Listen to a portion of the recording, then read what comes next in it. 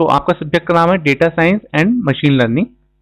तो data science क्या होती है और मशीन लर्निंग क्या होती है और इन दोनों का आपस में क्या रिलेशन है, ये आपको इस पूरे सिलेबस में आपको पढ़ना है। ठीक है। आज के टाइम पे अगर हम बात करते हैं, एक डेटा एक इम्पोर्टेंट रोल प्ले करता है। कैसे इम्पोर्टेंट रोल प्ले करता है? क्योंकि हम कुछ भी काम करते हैं, हम कुछ भी नया प्रोड्यूस करते हैं, हम कुछ भी नया अपनी लाइफ में करते हैं, अपने बिजनेस में करते हैं, अपने एजुकेशन में करते हैं, कहीं ना कहीं हम हर एक टाइम पे एक डेटा को प्रोड्यूस कर रहे हैं। और वो जो डेटा है बहुत ज्यादा वैल्यूएबल होता है। डेटा क्या होता है? बहुत ज्यादा वैल्यूएबल होता है। जैसे कि आपको पता होगा, आपने बहुत सारे केसेस सुने होंगे कि फेसबुक पे इल्जाम लगे थे अभी कि भाई उसने आपका डेटा बेच दिया। आपने उसको कोई ऐसा डेटा प्रोवाइड किया था कि जो बहुत ज्यादा सेंसिटिव था या बहुत ज्यादा था, जो उसने बेच दिया और उस पर इल्जाम लगे और वो चीज एज ए क्रिमिनल उस पर केस चले? नहीं। आपकी हर छोटी सी छोटी इंफॉर्मेशन, हर छोटी सी छोटी बात, आपकी हर नॉर्मल चीज कुछ लोगों के लिए क्या है? बहुत वैल्यूएबल है, बहुत ज्यादा वैल्यूएबल चीज है। जैसे कि फॉर एग्जाम्पल आपका birth date, date of birth, ठीक है, आपका टेलीफोन नंबर, आपका मोबाइल नंबर। कैसे? देखिए, आपका मोबाइल नंबर कितना इंपॉर्टेंट है। अगर आपका मोबाइल नंबर कुछ ऐसे लोगों के हाथ लग जाए जो आपको कॉल कर सकें, नई नई आपको ऑफर दे सकें, हो सकता है उन्होंने 10 लोगों को कॉल की, 10 में से 2 लोग उस ऑफर को एक्सेप्ट कर लें। हो सकता है ना ऐसी बात। जैसे कि आपने देखा होगा कि आपके पास क्रेडिट कार्ड के लिए फोन आते रहते हैं। आपके पास मान लीजिए अकाउंट है, तो आपके पास कहेंगे कि भाई आपके पास ये अकाउंट है, तो आप हमारी कंपनी का क्रेडिट कार्ड ले लीजिए, ये ले लीजिए, ये स्कीम है, वो स्कीम है। तो उनके पास ये डेटा जाता कहाँ से है? आपने तो प्रोवाइड नहीं किया ना। ठीक है। तो डेटा आज की तारीख में बहुत बड़ी चीज है। अब जो डेटा है, डेटा बहुत सारा डेटा हो जाता है, लेकिन उस डेटा में से काम का डेटा कैसा है, उस वो काम का डेटा क्या है जो हम अपने लिए यूजफुलनेस के तौर पे यूज कर सकते हैं। जैसे कि मान लीजिए मेरे पास खूब सारा डेटा आ गया है, लेकिन मुझे कुछ पर्टिकुलर चीज चाहिए। ठीक है। जैसे कि आप इसको चलिए इस तरह से ले लीजिए, जैसे पॉलिटेक्निक के स्टूडेंट्स हैं, हर साल इतने सारे स्टूडेंट्स आते हैं, पास आउट होते हैं, चले जाते हैं, कुछ लोग एडमिशन लेते हैं, कुछ लोग एडमिशन नहीं लेते। ठीक है। अगर मुझको ऐसे बच्चों का डेटा चाहिए जो बच्चे अपने पहले से टॉपर हैं, तो मैं क्या करूंगा? तो उसका मुझे डेटा कैसे चाहिए होगा? मुझे उसमें कुछ टेक्निक्स लगानी पड़ेंगी ये पता करने के लिए कि यार ये बच्चा कौन बच्चा इन सब बच्चों में से टॉपर है। तो डेटा साइंस क्या कहता है? डेटा साइंस ऐसी टेक्निक्स के बारे में बात करता है जिनके थ्रू हम अपने काम का डेटा, यानी अपने काम की इंफॉर्मेशन इतने सारे डेटा में से निकाल सकें। ठीक है। तो ये बहुत ज्यादा मैसिव अमाउंट ऑफ डेटा है ना, बहुत ज्यादा डेटा। ठीक है। उसमें से हम अपने काम की नॉलेज को निकाल सकें, उस चीज को बोला जाता है डेटा साइंस। कि हमने किस तरह से क्या टेक्निक्स लगाई, क्या मेथड्स लगाए, जिसकी वजह से हम वो डेटा उस बहुत सारे डेटा के ढेर में से निकाल सकते हैं। ठीक है। ये तो हो गया डेटा साइंस। और ये जो बहुत सारा ढेर है डेटा का, उसको बोलते हैं हम बिग डेटा। क्या बोलते हैं? Big data. अब बात करते हैं कि मशीन लर्निंग कहां से आ गई इसमें। देखिए, हमने अपने काम की नॉलेज तो लगा ली, निकाल ली वहां से, भाई हमें ये चीज चाहिए थी, और इतने सारे डेटा में से हमने कुछ टेक्निक्स लगाई, साइंटिफिक मेथड्स लगाए, और वो काम का डेटा हमने निकाल लिया, काम की नॉलेज हमारे पास आ गई। लेकिन अब उस नॉलेज का करेंगे क्या? उस नॉलेज का यूज हम अपने फायदे के लिए करेंगे, अपनी फ्यूचर प्रिडिक्शंस के लिए करेंगे, जिसके बेस पे हम अपने लिए कुछ चीजों का फायदा कर सकते हैं। जैसे कि कंपनी क्या करती है, बहुत सारा डेटा लेते हैं कंज्यूमर्स का, उसके बेस पे ये डिसाइड करती है अच्छा ये कंज्यूमर की लाइक और डिसलाइक क्या है, हमारे जो पुराने प्रोडक्ट थे वो कहाँ पे लैग कर रहे हैं, कहाँ पे हम उन चीजों में कस्टमर्स को सेटिस्फेक्शन नहीं दे पाए। तो वो सर्वे करते हैं। तो सर्वे में क्या होता है? कस्टमर फीडबैक देता है। वो फीडबैक क्या है? एज अ डेटा ही तो यूज आ रहा है, वो एज अ डेटा है, उसमें से वो अपने काम की चीज लगाते हैं। उसके बाद उस पे मशीन लर्निंग की हेल्प से प्रिडिक्ट करते हैं कि हाँ भाई अगर हम यहाँ पे ये गलती हुई थी, ये चीज कर लेंगे। ठीक है।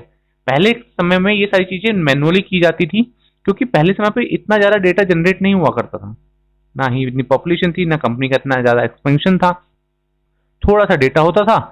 तो मैथमेटिकल और कुछ कंप्यूटेशनल मेथड लगा के मैनुअली उन चीजों को निकाल देता है। लेकिन आज के समय पे इतना ज्यादा डेटा हो गया कि हम ये चीजें मैनुअली कर ही नहीं सकते, और इन चीजों को करने के लिए हमें कुछ साइंटिफिक टेक्निक्स, कुछ एल्गोरिथम्स, इन सब चीजों की जरूरत पड़ती है। और ये सारी चीजें किसके अंडर आती हैं?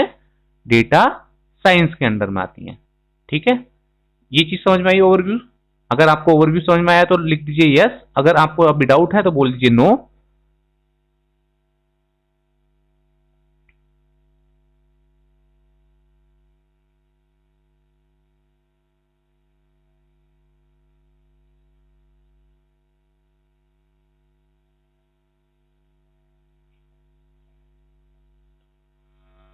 चलिए अब बात करते हैं आपके सिलेबस की। सिलेबस में आपको जो टॉपिक्स दिए हुए हैं चैप्टर 1 में, तो हम सिलेबस के अकॉर्डिंग चैप्टर वाइज और टॉपिक वाइज हम सिलेबस को पूरा करने वाले हैं। तो पहले बात करते हैं इंट्रोडक्शन की। जैसे कि आपकी स्क्रीन पर दिखाई दे रहा है, what is data science and machine learning. ठीक है, data science involves using methods to analyse massive amount of data known as big data. मतलब मैंने आपको बताया ना कि एक हर घड़ी हर सेकंड कुछ ना कुछ डेटा प्रोड्यूस होता जा रहा है। ये डेटा इतना ज्यादा हो जाता है कि हम इसको मैनुअली कर ही नहीं सकते, और ये बहुत ज्यादा जो डेटा है उसको हम कहते हैं बिग डेटा। क्या कहते हैं? Big data. And extract the knowledge it contains. यानी डेटा साइंस क्या है? कुछ मेथड्स हैं जिनके थ्रू हम एनालाइज करते हैं बहुत ज्यादा अमाउंट ऑफ डेटा, जिसे हम बिग डेटा कहते हैं, और उसमें से अपनी काम की नॉलेज को निकाल लेते हैं। इस पूरी चीज को बोला जाता है data science. And with this source of knowledge making prediction by use of machine learning. और ये जो हमारे पास नॉलेज आई है, सोर्स ऑफ नॉलेज आई है, इससे हम कुछ प्रिडिक्शंस लगाते हैं यूजिंग मशीन लर्निंग। और ये प्रिडिक्शन क्या है? हम अपने प्रॉफिट के लिए, अपने काम के लिए, हम अपनी यूजफुलनेस के लिए लगाते हैं। ठीक है, अब अगला सवाल ये उठता है कि why there is a need for data science and machine learning. कि भाई डेटा साइंस और मशीन लर्निंग की जरूरत है ही क्यों? क्यों हम इसको इतना ज्यादा तवज्जो दे रहे हैं, हम क्यों इतना ज्यादा इस पे काम कर रहे हैं, और क्यों हमें इतनी सारी इसकी रिक्वायरमेंट है? ठीक है, डेटा साइंस की जरूरत हमें बहुत ज्यादा इसलिए पड़ती है क्योंकि अगर हमारे पास डेटा इस तरह से बल्क में होगा और हमारे पास यूजफुलनेस इंफॉर्मेशन नहीं होगी तो हमारा ज्यादा से ज्यादा टाइम वेस्ट होगा। हम सही प्रिडिक्शंस नहीं कर सकते, हम सही इंफॉर्मेशन उसमें से नहीं निकाल सकते। तो data has been there for a long very time. During earlier time analysis of data was done by statistician and analyst. मतलब जैसे मैंने आपको बताया था कि पहले समय में क्या होता था कि जो डेटा पे काम किया जाता था, कुछ मैथमेटिकल्स और कुछ एनालिस्ट उसको एनालाइज करते थे और उसके अकॉर्डिंग उसका रिजल्ट निकालते थे कि भाई इसमें हमें क्या जरूरत है, हमारी क्या इंफॉर्मेशन आई है हमारी यूजफुल, और कहाँ हमारी दिक्कत हो रही है। Analysis of data was done primarily to get the summary and what were the causes. It was not a difficult process because there was a limited amount of data. जो मैंने आपको बात बताई थी बिल्कुल वैसे ही कि पहले समय में क्या होता था, डेटा बहुत कम होता था तो इतनी ज्यादा दिक्कत उसको प्रोसेस करने में आती नहीं थी, लेकिन समय के साथ साथ चीजें बढ़ती चली जा रही है। अच्छा, आप इसको एक एग्जांपल और ले लीजिए। सपोज करिए आप एक कंपनी रन कर रहे हैं। जब आप एक कंपनी चला रहे हो, कंपनी चलाते हुए आपने 4-5 साल निकाल दिए, लेकिन आपको लगता है कि हमारी जो सेल्स है, हमारा जो प्रॉफिट है वो बढ़ नहीं रहा। ठीक है, तो आप कैसे उसको शॉर्ट आउट करोगे कि हम कैसे उसको प्रॉफिट बढ़ाएंगे? भाई आप एक कोई कहेगा कि भाई हम नई टेक्निक्स लगाएंगे, हम नया प्रोडक्शन बढ़ाएंगे, ये ठीक है, लेकिन एक तरीका ये भी तो है कि हमने, हो सकता है कि कहीं हमारी कहीं गलती रह रही हो और जिस वजह से हम अपना प्रोडक्शन बढ़ा नहीं पा रहे या हम ज्यादा प्रॉफिट कमा नहीं पा रहे। तो उसको आप कैसे एनालाइज करोगे? आप पिछले 4-5 साल जब से आप बिजनेस कर रहे हो, आप अपना हर मंथ का सेल्स, हर मंथ की प्रॉफिट, हर इन सब चीजों को एनालाइज करोगे। इन सबको एनालाइज करने के बाद आप उसको गलती को अपनी फाइंड आउट करोगे। लेकिन आपकी कंपनी बड़ी है, आप इतने समय से इतना ज्यादा काम कर रहे हो, तो आपके पास डेटा इतना सारा हो गया। अब इतने सारे डेटा को आप एनालाइज कैसे करोगे? अगर आपके पास प्रॉपर डेटा साइंस मेथड्स हैं तो आप उस डेटा को एनालाइज करके अपने काम की इंफॉर्मेशन को निकाल सकते हो और उन इंफॉर्मेशन पे मशीन लर्निंग की हेल्प से प्रिडिक्शन करके आप नए मेथड्स को, आप नए टेक्निक्स को इजाद कर सकते हो। ठीक है, जैसे कि आप करंट सिचुएशन में ले लीजिए। आज के समय पे क्या है कि 5G की डिमांड ज्यादा है। आज की सिचुएशन में क्या है, 5G की डिमांड ज्यादा है, तो लोग 5G की तरफ जाना चाहते हैं। लेकिन अगर सर्वे किया जाए, आप देखिए लोग 4G से भी खुश हैं अगर प्रॉपर स्पीड आपको मिल जाती है। तो अगर एक कंपनी है जो अभी 5G पे नहीं जा पा रही और वो अपना नेटवर्क सुधारे और वो 4G पे काम करे, अच्छी सर्विसेज प्रोवाइड करे, तो वो उस पर जा सकती है। तो ये सारी जो प्रिडिक्शंस निकलती हैं, ये बहुत सारे सर्वे के बाद निकलती हैं, और उस सर्वे में हमें बहुत सारा डेटा मिलता है। उस डेटा को फाइंड आउट करके, उसको शॉर्ट आउट करके, उसको क्लीन करके अपने काम की चीज निकालने के लिए हमें कुछ मेथड की जरूरत पड़ती है, जिसको फाइनली बोलते हैं डेटा साइंस। ठीक है, चलिए आगे चलते हैं इसमें। As companies started becoming digital, जैसे जैसे कंपनी आज के टाइम पे बनती जा रही है, आजकल हर कंपनी का डिजिटलाइजेशन होता जा रहा है। कोई कंपनी है, कोई भी काम होता है, वो कहीं ना कहीं वेबसाइट पे, इंटरनेट पे आती जा रही है। The internet and cloud computing become the backbone of their establishment. There was a huge amount of data generation in millions of bytes which is used referred to as big data। ठीक है, तो हर घड़ी बहुत सारा data produce हो रहा है। जैसे कि आप व्हाट्सएप यूज कर रहे हो, व्हाट्सएप पे आप कोई चैट कर रहे हो, आप ही नहीं बहुत सारे करोड़ों लोग यूज कर रहे हैं। तो क्या है, हर सेकंड कोई ना कोई बात कर रहा है, कोई ना कोई कुछ कर रहा है, कोई फोन कर रहा है, टेलीफोन। ये क्या, बहुत सारा डेटा बनता जा रहा है। ठीक है, इतना सारा डेटा है जिसको आप काउंट भी नहीं कर सकते। तो इस डेटा को बोलते हैं हम बिग डेटा। क्या बोलते हैं हम? Big data. This big data can't be handled by old traditional method, यानी इतना बड़ा डेटा है कि इसको हम मैन्युअली, जो हमारे पुराने मेथड थे, उनसे हम काम कर ही नहीं सकते। So there is a need of data science to extract knowledge from such big data and machine learning tools to make predictions. ठीक है, तो इसीलिए हमें डेटा साइंस की जरूरत पड़ती है, ताकि हम इतने सारे डेटा में से अपने काम की नॉलेज को निकाल सकें और उस नॉलेज के थ्रू हम मशीन लर्निंग की मदद से कुछ नए प्रिडिक्शन कर सकें जो हमारे लिए यूजफुल हों। ठीक है, मैंने यहाँ पे एक चीज लिखी है, आप इस चीज को पढ़िएगा। You can think of the relationship between big data and the data science as being like the relationship between crude oil and an oil refinery. यानी जो बिग डेटा है ना हमारा, उसको आप ऐसा समझिए, कच्चा तेल। कच्चा तेल हमारे किसी काम का नहीं होता जब तक हम उस पे रिफाइनरी लगा के, उस पर कुछ मेथड लगा के हम उसमें से अलग अलग प्रोडक्ट निकालते हैं। आपको पता है ना, तेल से आप चारकोल, ग्लिसरीन, ये बहुत सारे पेट्रोल, डीजल, ये सारी चीजें निकाल सकते हैं, लेकिन एक ही क्रूड ऑयल से, उसी क्रूड ऑयल से। तो आपका जो बिग डेटा है वो भी एक क्रूड ऑयल की तरह है। उस पर आपको कुछ मेथड लगाने पड़ेंगे, तब आपको अलग अलग तरह की, आपकी यूजफुलनेस के अकॉर्डिंग आपको नॉलेज मिलेगी, जिसको आपको यूज करना होता है। ठीक है, तो ये थी बात की बिग डेटा क्या है, डेटा साइंस क्या है और मशीन लर्निंग क्या है। अब इसके बारे में हम थोड़ा फर्दर पढ़ेंगे। अब बात करते हैं फंडामेंटल ऑफ आर्टिफिशियल इंटेलिजेंस।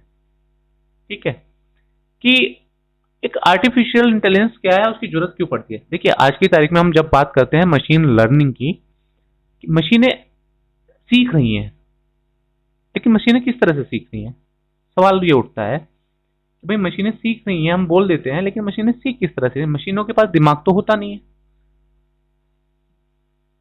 कुदरत ने हमें इस तरह से बनाया है कि हम चीजों को सीख सकते हैं, चीजों को याद कर सकते हैं, क्वेश्चन कर सकते हैं, थिंकिंग कैपेबिलिटी हमें दी है।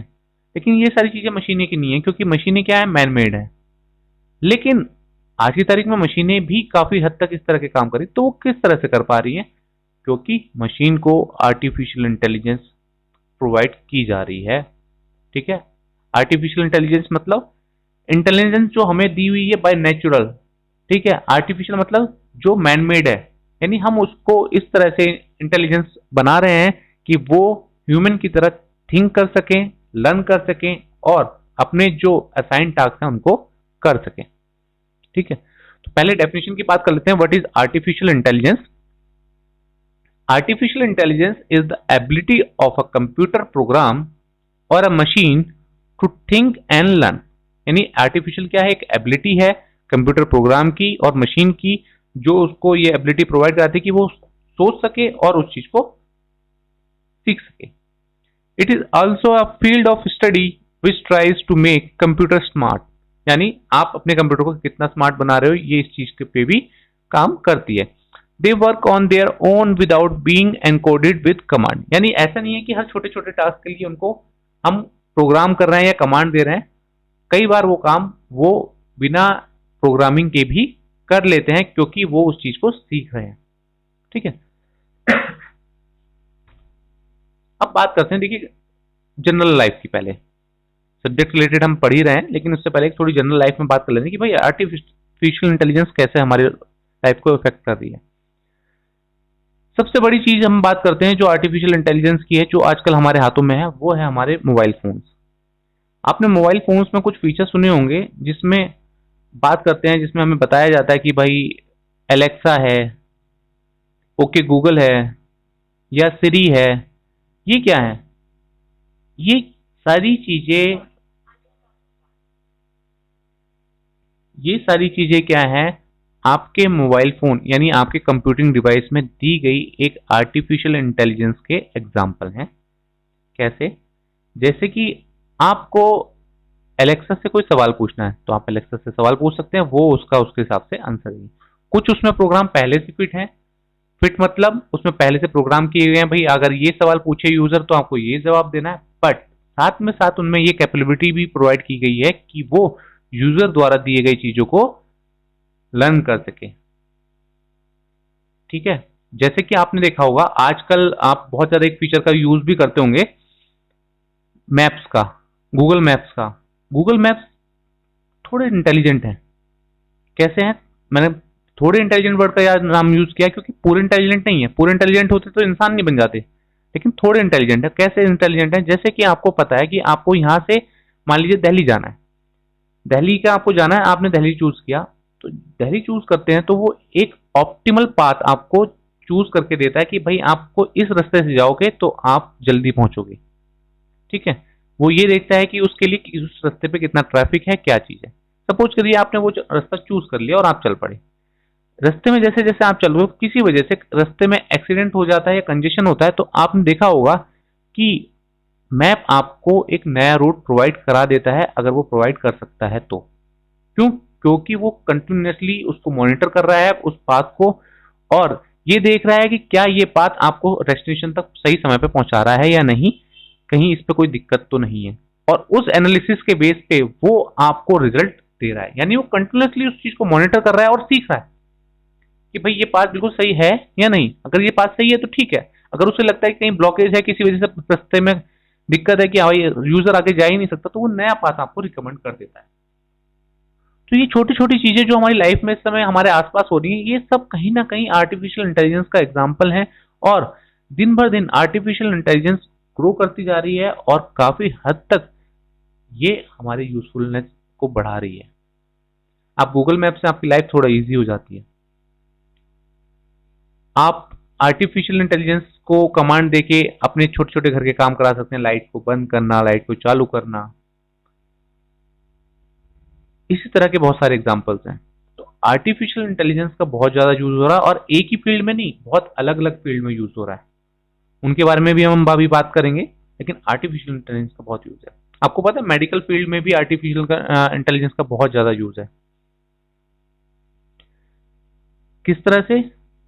आप ऐसे ऐसे एक्सपर्ट सिस्टम बन चुके हैं मेडिकल फील्ड में, जिसमें आप क्या कर सकते हैं, यूजर की पूरी हिस्ट्री डालिए कि भाई ये कब बीमार था, इसको क्या सिम्टम्स थे, इसको क्या मेडिसिन दी गई थी, क्या डायग्नोस्टिक्स आया था, क्या रिपोर्ट थी, वो सारी चीजें उसमें डालिए। उसके बेस पे वो प्रिडिक्ट करके निकाल लेता है कि भाई इसको क्या बीमारी है और क्या प्रॉपर ट्रीटमेंट दिया जाना चाहिए।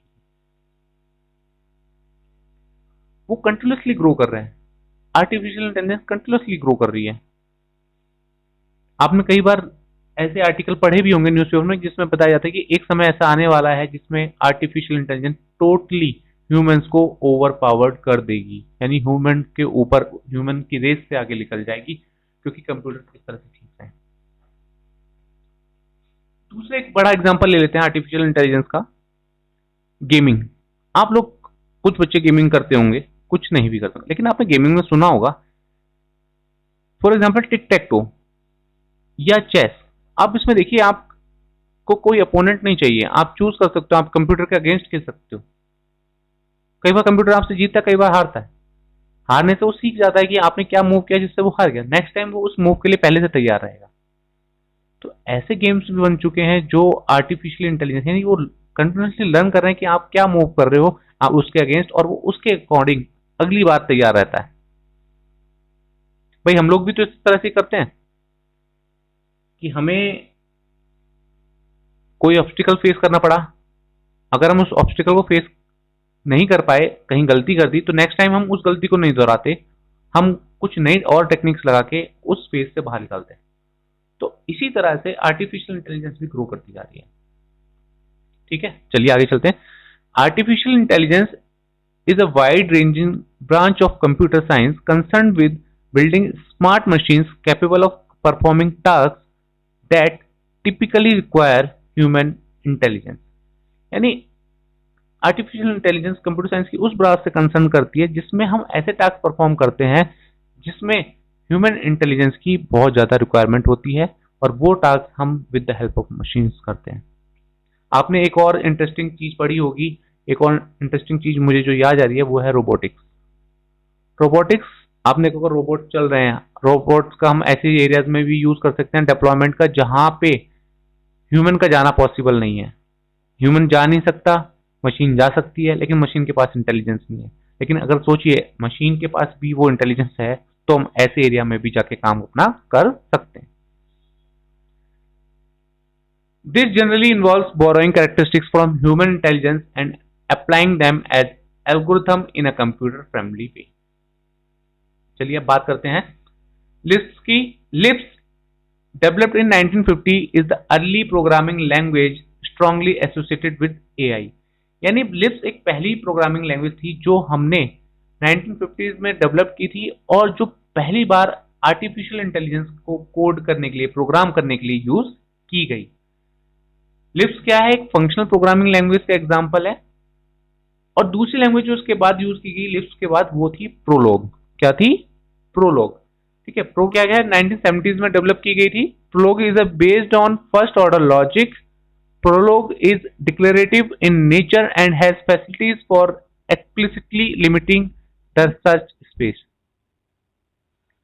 अब बात करते हैं गोल्स ऑफ एआई की। देखिए जो जनरल जो गेम गोल्स हैं आपके एआई के वो क्या है? टू क्रिएट एक्सपर्ट सिस्टम्स, यानी ऐसे सिस्टम्स को आपको डेवलप करना है जो चीजों को सीख सकें, एक्सप्लेन कर सकें और उसके बेसिस पे अपने यूजर्स को एडवाइस कर सकें। जनरली इनका बहुत ज्यादा यूज जो आज की तारीख में होता है वो मेडिकल फील्ड में होता है।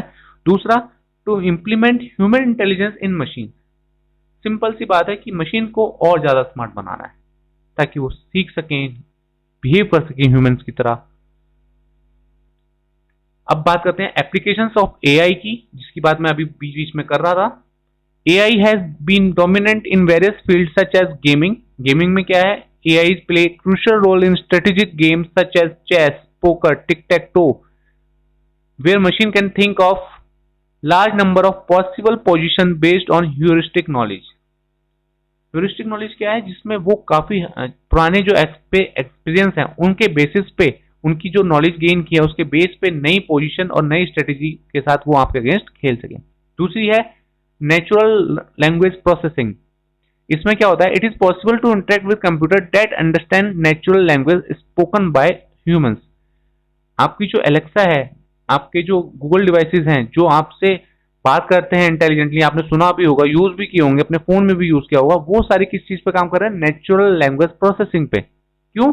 जैसे कि आप बात करते हो वो आपकी लैंग्वेज को अंडरस्टैंड करते हैं, आपकी वॉइस को अंडरस्टैंड कर सकते हैं, वो दो आदमी की वॉइस में डिफ्रेंशिएट कर सकते हैं कि भाई मेरे से डिवाइसेस से कनेक्टेड आदमी कौन है और दूसरा आदमी कौन है। ठीक है, यानी वो आपके बीच में डिफ्रेंशिएट कर सकते हैं कि भाई ए पर्सन कौन है, बी पर्सन कौन है। आपसे बातें कर सकते हैं, आपका जवाब दे सकते हैं, आपके सवालों को समझ सकते हैं। They can answer you.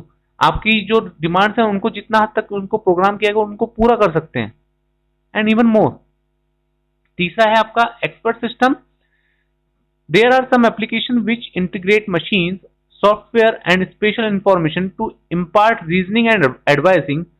They provide explanation and advice to the user.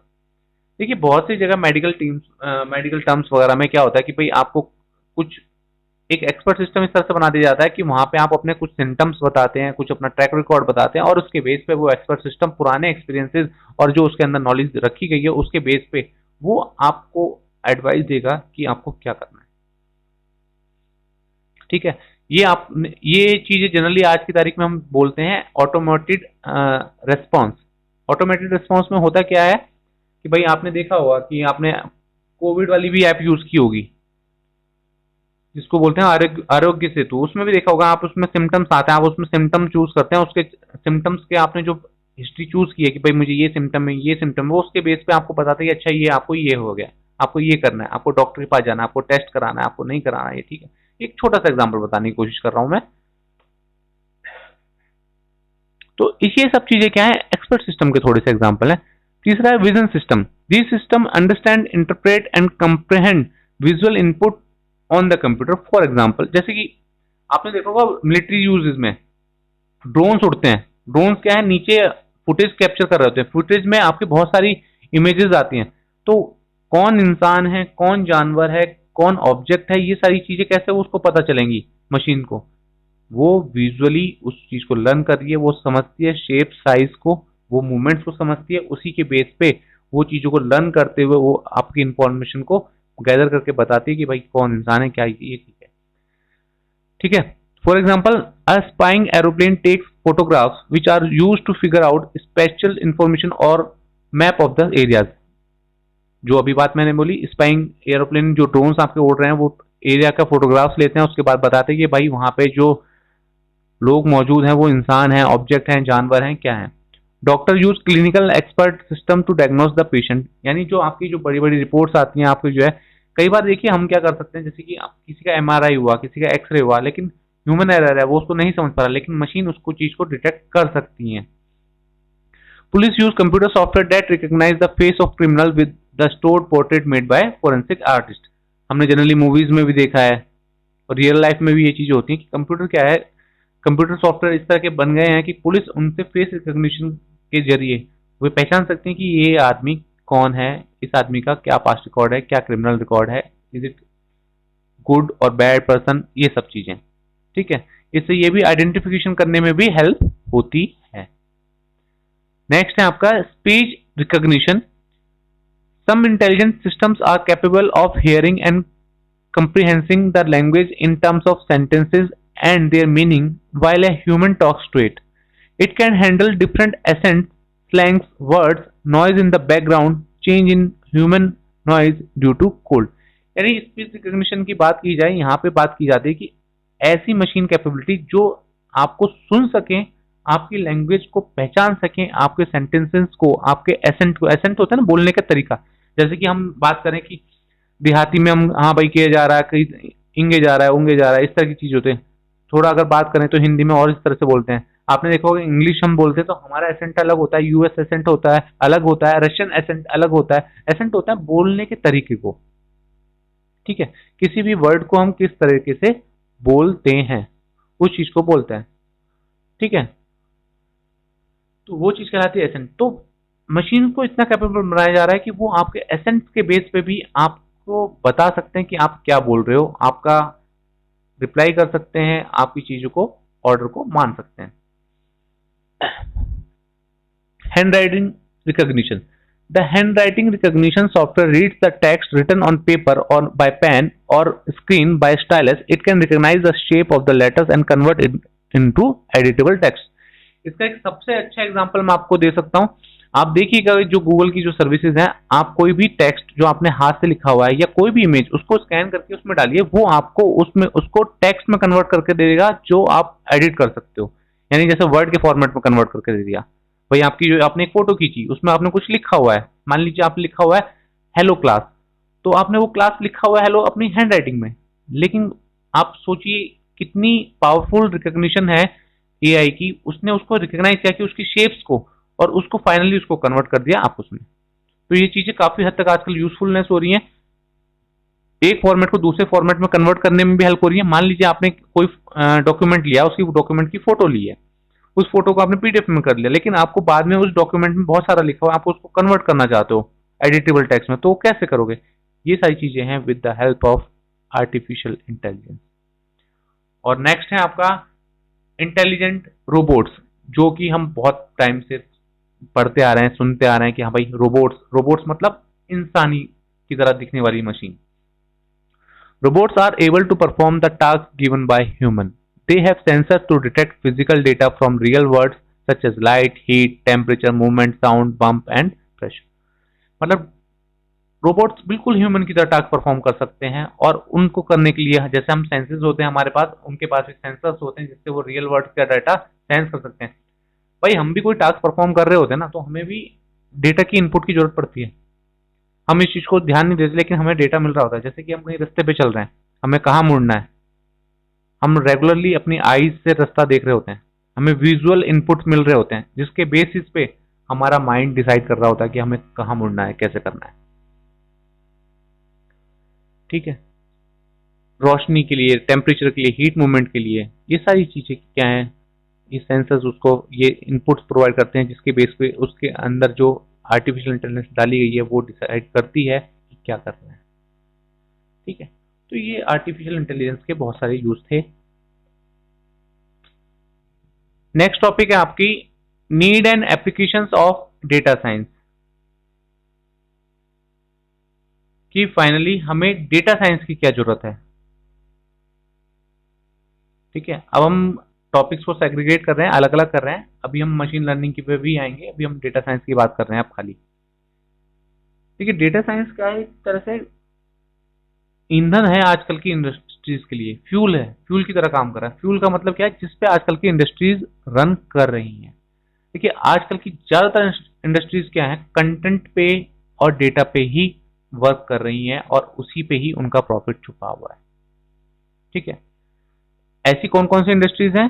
There are various industries like banking, finance, manufacturing, transport, e commerce, education etcetera.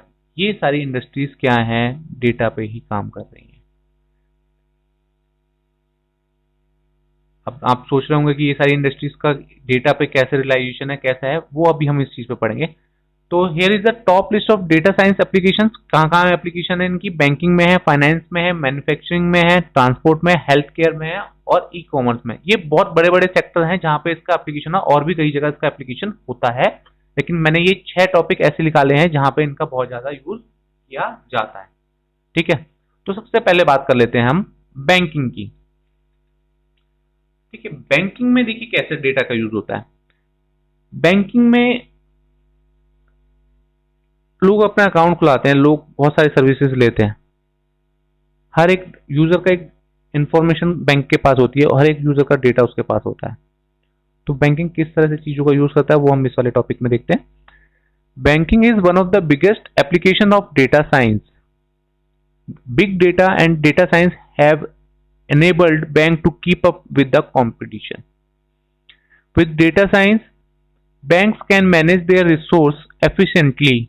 Bank also access the customer lifetime value that allow them to monitor the number of customers they have. It provides them with several predictions that the business bank will drive through their customer. In case of fraud detection, bank allow the companies to detect frauds that involves a credit card, insurance, and accounting. Banks are also able to analyze investment patterns and cycles of the customer and suggest you several offers that suit you accordingly. देखिए banking में क्या क्या हो रहा है,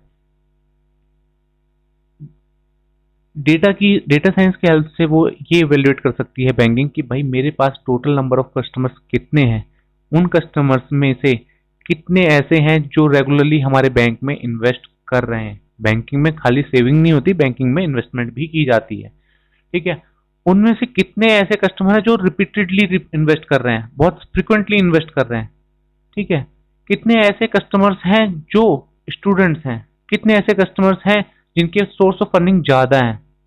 क्यों? क्योंकि जिसके सोर्स ऑफ अर्निंग ज्यादा होंगे, अगर बैंक उनसे ज्यादा इन्वेस्टमेंट करने के लिए पूछेगा तो वो ज्यादा इन्वेस्टमेंट कर सकते हैं। तो ये सारी चीजें with the help of data science banking बहुत अच्छे से इंप्लीमेंट कर सकता है। दूसरी बात, फ्रॉड डिटेक्शन के केस में, भाई आपने कोई फ्रॉड किया हुआ कभी, तो कैसे बैंक को पता चलता है? बैंकिंग के पास कुछ आपकी डिटेल्स होती हैं, उसके बेस पे वो सर्च लगाता है, डेटा साइंस लगाता है, जिसके बेस में वो इन्फॉर्मेशन निकाल देता है कि भाई हाँ इस बंदे ने फ्रॉड किया हुआ है, या ये कंपनी फ्रॉड कर चुकी है, ये इस कंपनी का पैटर्न यही रहा है फ्रॉड करने का। ठीक है, दूसरी चीज, बैंकिंग, आप बैंक, कोई कंपनी बैंक से लोन लेना चाहती है तो बैंकिंग भी क्या करती है, ऐसे ही उसको लोन नहीं दे देती है, कुछ एसेट्स ऐसे गिरवी नहीं रख लेती, वो भी उसका पैटर्न देखती है कि हाँ भाई ये कंपनी कैसी है, इसने क्या प्रीवियसली किया। तो वो सारी चीजें एनालाइज करने के लिए उसको क्या जरूरत पड़ती है, बिग साइंस की, सॉरी बिग साइंस नहीं, डेटा साइंस की।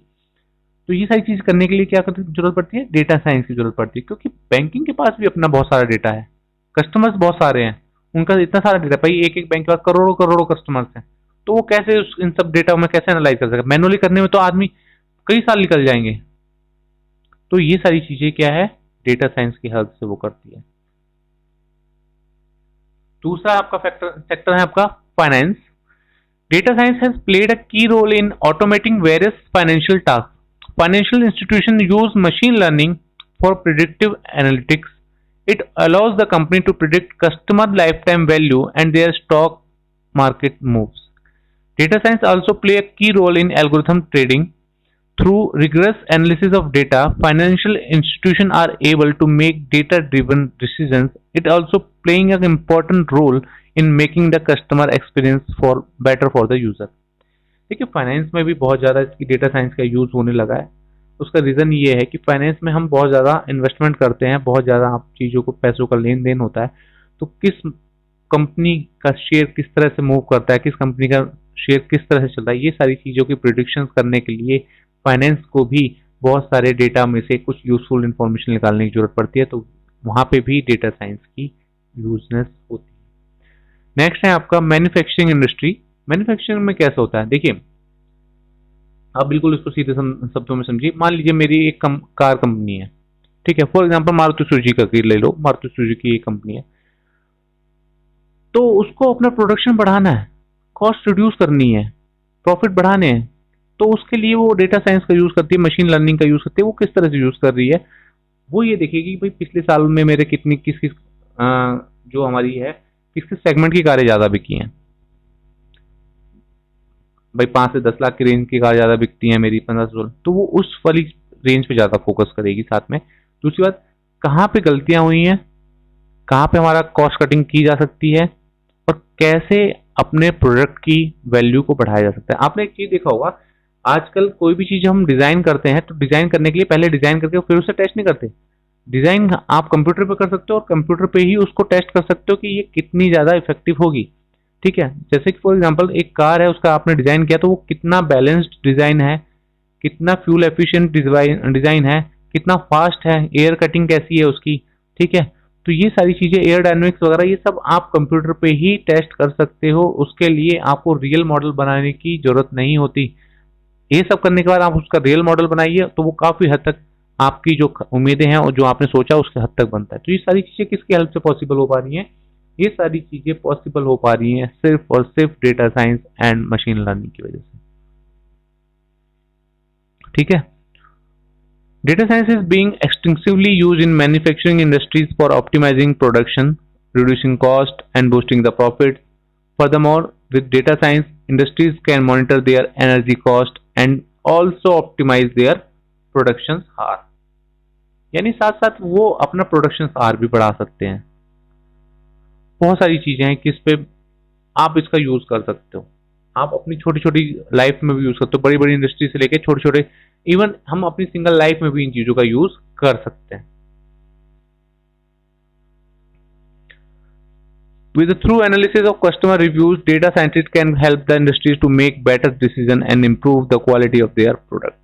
यानी जो हमारे पास कस्टमर रिव्यूज आते हैं उनमें से हम डेटा साइंस अप्रोच लगा के वैल्यूएबल नॉलेज निकाल के उनके बेसिस पे हम ऐसे डिसीजन ले सकते हैं जो आगे चल के हमारी क्वालिटी ऑफ प्रोडक्ट को इफेक्ट कर सकती हैं और हमारे प्रॉफिट्स को बढ़ा सकती हैं। नेक्स्ट है ट्रांसपोर्ट। ट्रांसपोर्ट में किस तरह से है, another important application of data science is transport. In the transport sector, data science is actively making its mark in making safer drive environments for the driver. It is also playing a key role in optimizing vehicle performance and adding greater autonomy to the driver. आपने एक company का नाम सुना होगा, Tesla, yes और no?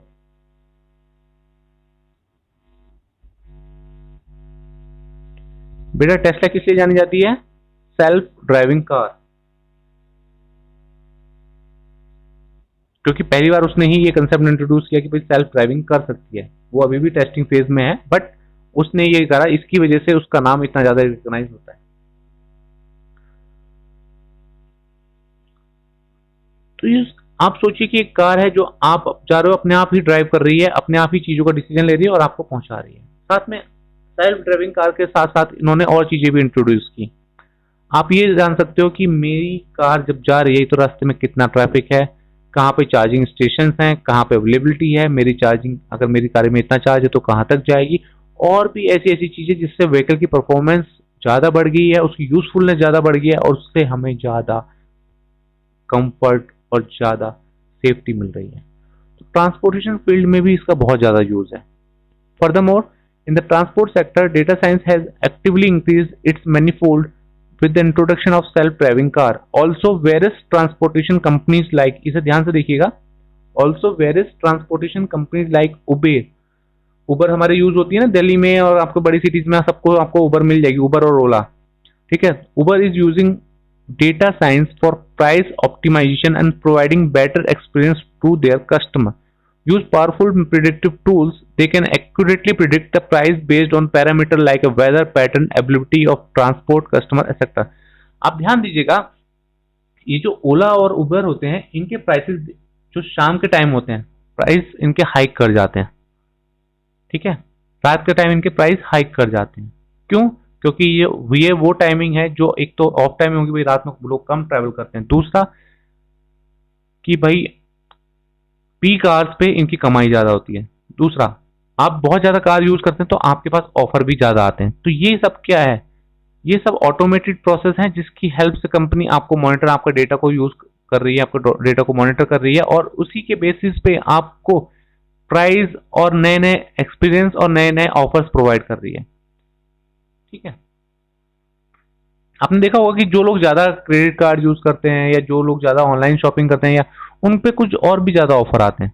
क्यों आते हैं? क्योंकि वो लोग क्या करते हैं, कंपनीज ये देखती है कि हाँ भाई, कंपनीज ने क्या कर रखा है, मशीन लर्निंग और डेटा साइंस के हेल्प से ये मॉनिटर करते रहते हैं कि भाई कौन सा कस्टमर हमारे लिए ज्यादा वैल्यूएबल है। वैल्यूएबल कौन है? जो उस कंपनी को प्रॉफिट ज्यादा करा रहा है। मान लीजिए एक बैंक की सर्विस लेता हूँ और मैं बैंक का क्रेडिट कार्ड यूज करता हूँ, हर महीने लाखों की शॉपिंग करता हूँ। एक मान लीजिए दूसरा कस्टमर है, वो बैंक का उसने क्रेडिट कार्ड ले रखा है लेकिन वो यूज ही नहीं करता, वो पैसा उसका रखा रहता है। तो बैंक के लिए दोनों कस्टमर इंपॉर्टेंट है, लेकिन वैल्यूएबल ज्यादा कौन है? वो जो ज्यादा खर्च कर रहा है, क्योंकि हर खर्च पे बैंक को भी कमीशन मिलता है। तो बैंक किसको ऑफर देगा? उस कस्टमर को जो ज्यादा खर्च कर रहा है, ताकि वो और ज्यादा खर्च करता रहे। उसको भी देगा जिसने जो कोई खर्चा नहीं करा, लेकिन उसको इतना ज्यादा नहीं, क्योंकि उसको पता है उसके पिछले एक्सपीरियंसेस के बेसिस पे, उसके पिछले डेटा के बेसिस पे उसको पता है कि ये ज्यादा एक्सपेंडिचर नहीं करता है। तो ये छोटी छोटी चीजें हैं जो लाइफ में हमें पता भी नहीं है और हमारे साथ हो रही हैं, और ये सारी चीजें क्या हैं, ये बड़ी बड़ी कंपनीज कर रही हैं जो इस डेटा के खेल को अच्छे से समझती हैं। ठीक है, अगला फील्ड है health care. In the health care industry, data science is making great advantage. The various industries in healthcare are making use of data science are medical image analysis. Medical images analysis का मैंने आपको बताया था कि मान लीजिए CT scan है, X-rays हैं, एमआरआईज हैं, इन इमेजेस को मशीन्स क्या करती हैं, एनालाइज करके प्रिडिक्ट कर सकते हैं कि वाकई में प्रॉब्लम कहाँ पे है। जहाँ पे कई बार ह्यूमन एरर होने की पॉसिबिलिटी हो सकती है, लेकिन मशीन उसको बहुत अच्छे से रिकॉग्नाइज करके पिन पॉइंट कर सकते हैं कि कहाँ पे क्या दिक्कत है। ड्रग डिस्कवरी है। ड्रग डिस्कवरी का मतलब क्या है कि भाई आजकल ऐसे ऐसे ड्रग्स आ रहे हैं, नए नए कॉम्बिनेशन ड्रग्स आ रहे हैं जिनको ह्यूमन नहीं पहचान सकता, तो उनके लिए भी मशीन्स का यूज किया जाता है। मशीन्स में वो चीजें डालती है, मशीन उनको एनालाइज करके, टेस्ट करके, उनके कॉम्बिनेशन की पॉसिबिलिटी बना के बता सकते हैं कि ये चीज ड्रग है या नहीं। और natural learning process, natural language process, वो अभी आप हम जान ही चुके हैं कि मशीन हमारी लैंग्वेज को समझती जा रही है, हमारी लैंग्वेज को हमारे को रिप्लाई कर रही है, उसी के अकॉर्डिंगली हमारी ही लैंग्वेज में। तो ये सारी चीज क्या है, लैंग्वेज, नेचुरल लैंग्वेज प्रोसेसिंग के एग्जांपल है। ठीक है, तो देखते हैं। In the medical image analysis, data science has created a strong sphere of influence for analysing medical images such as X ray, MRI, CT scan, etcetera. Previously, doctors and medical examiner would have to manually searches for the clues in the medical images. पहले ये सब चीजें क्या with the help of human nature ही किए जाती थी, human ही उसको एनालाइज करता था और ह्यूमन ही उसको प्रिडिक्ट करता था। लेकिन ह्यूमन के साथ कई बार क्या होता है, एरर पॉसिबिलिटी ज्यादा होती है।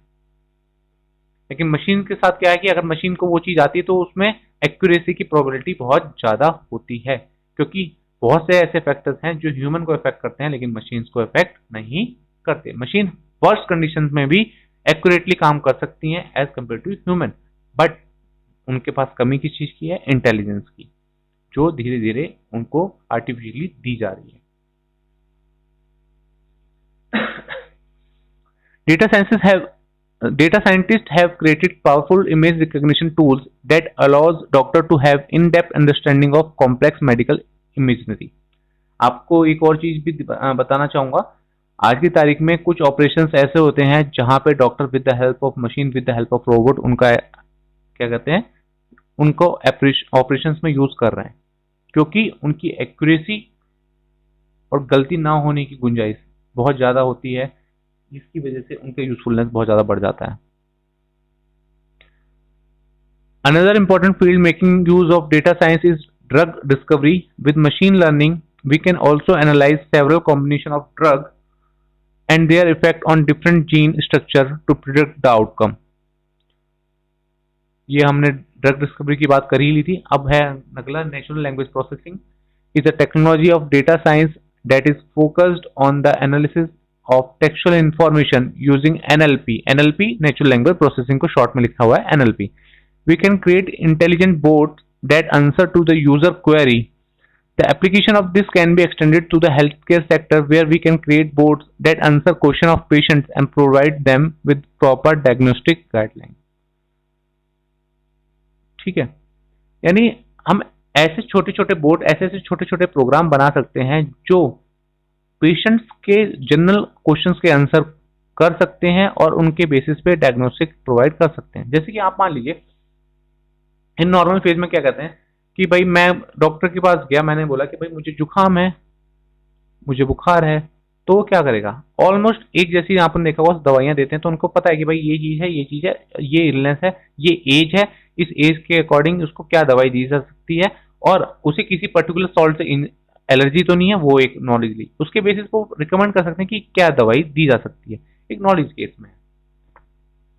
तो ये सारी चीजें किसकी हेल्प से पॉसिबिलिटी है, आपकी आर्टिफिशियल इंटेलिजेंस की हेल्प से.